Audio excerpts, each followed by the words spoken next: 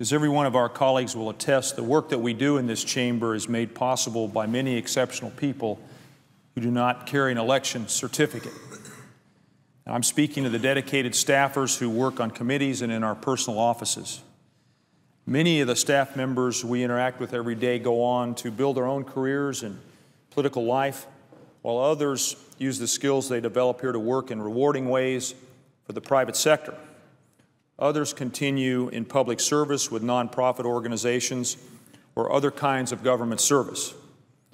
A few will make their contribution to public service by staying here as employees of the United States House of Representatives or the United States Senate. And a smaller and more distinct group will develop such broad expertise in the legislative branch that they might as well carry an election certificate of their own because of the respect, esteem, and high regard in which they are held. These are the men and women that other congressional staffers seek for their wisdom and guidance.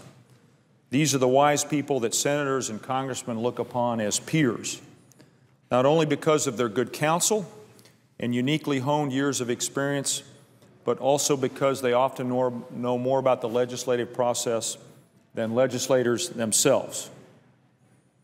And among this more and most distinct group of staff members, there is a standout, my friend Stan Sloss. I know the presiding officer knows Stan Sloss. Stan is marking his 14th year of service in my office, but also 37 total years of work in Congress.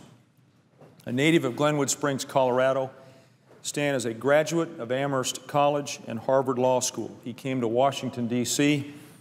in the late 1960s, working first in the General Counsel's Office of the Atomic Energy Commission. Stan's congressional career started in 1975 when he joined the staff of what was then known as the Interior and Insular Affairs Committee in the House of Representatives. In 1977, Stan became a counsel to the new subcommittee on general oversight and Alaska lands, chaired by former Representative John Seiberling, an iconic past member of the House of Representatives. In this capacity, Stan worked with both Representative Seiberling and my father, Morris Udall, who was chairman of the full Interior Committee.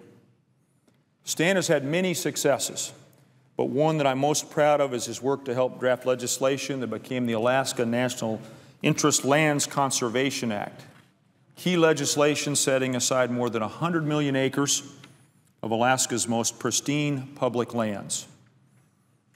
Stan staffed hearings throughout the lower 48 states and Alaska and is one of the many key professional staff who helped shape the final legislation. The law was a milestone in conservation, protecting an area larger than the state of California and more than doubling the size of the nation's system of national parks, wildlife refuges, wilderness, and wild and scenic rivers.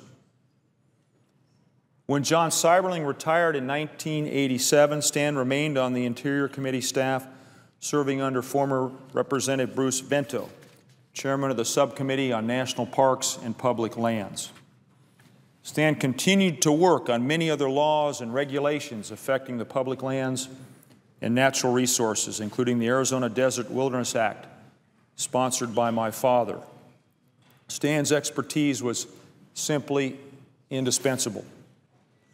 In 1995, Stan left the Resources Committee to become the legislative director for David Skaggs, a House member from Colorado who benefited from Stan's years of experience and expertise with public lands issues.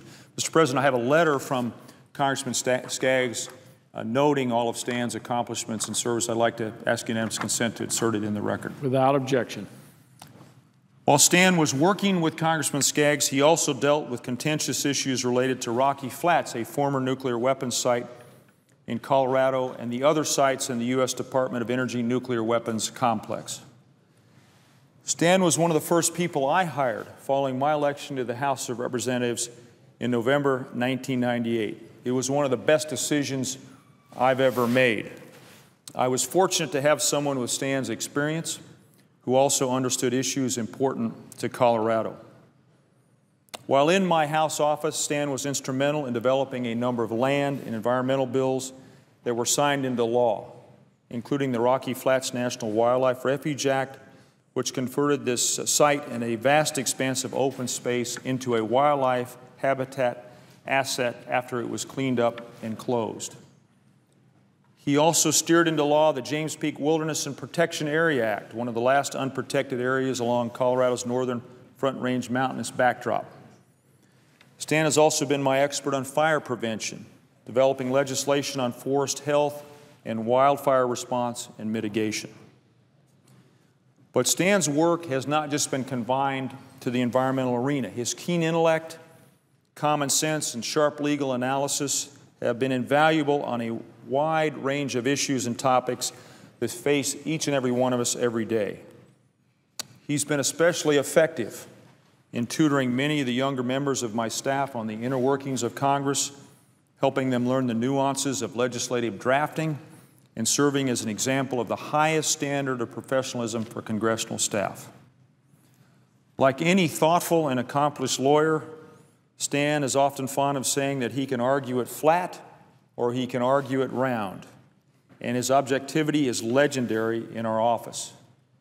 Having said that, however, I also know that beneath his always calm demeanor and his capacity to see all sides of a question, there beats the heart of a man who is passionate about doing the right thing.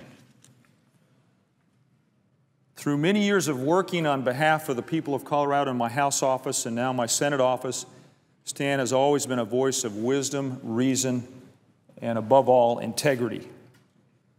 My colleagues in the Colorado congressional delegation have often looked upon Stan as their resource as well.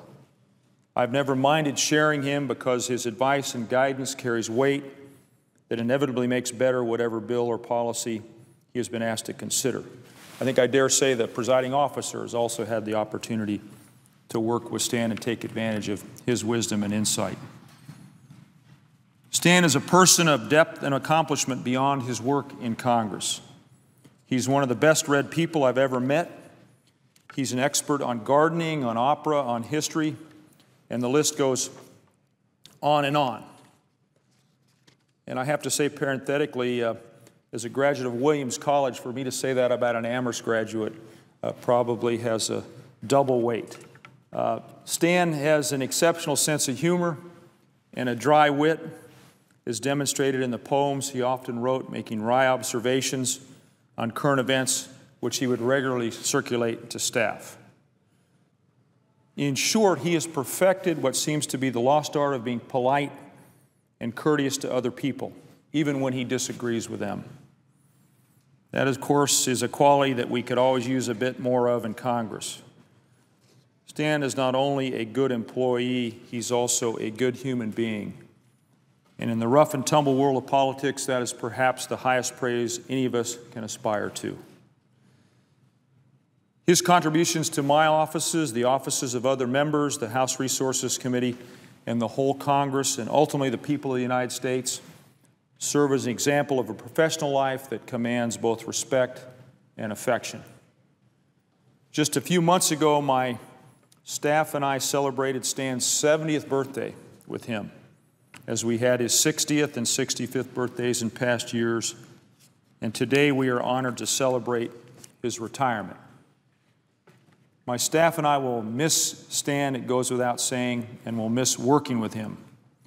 And as a point of personal privilege, I want to make it clear that I know I will continue to seek his advice even after he leaves congressional service. I'm excited to see what the next chapter will be for Stan. It will no doubt involve some adventure, some noble pursuits, some deep thought, and some new summits to ascend. So please join me in thanking Stan Sloss for 37 years of exceptional work in the U.S. Congress and for his service to our country that he loves so much. We wish him well.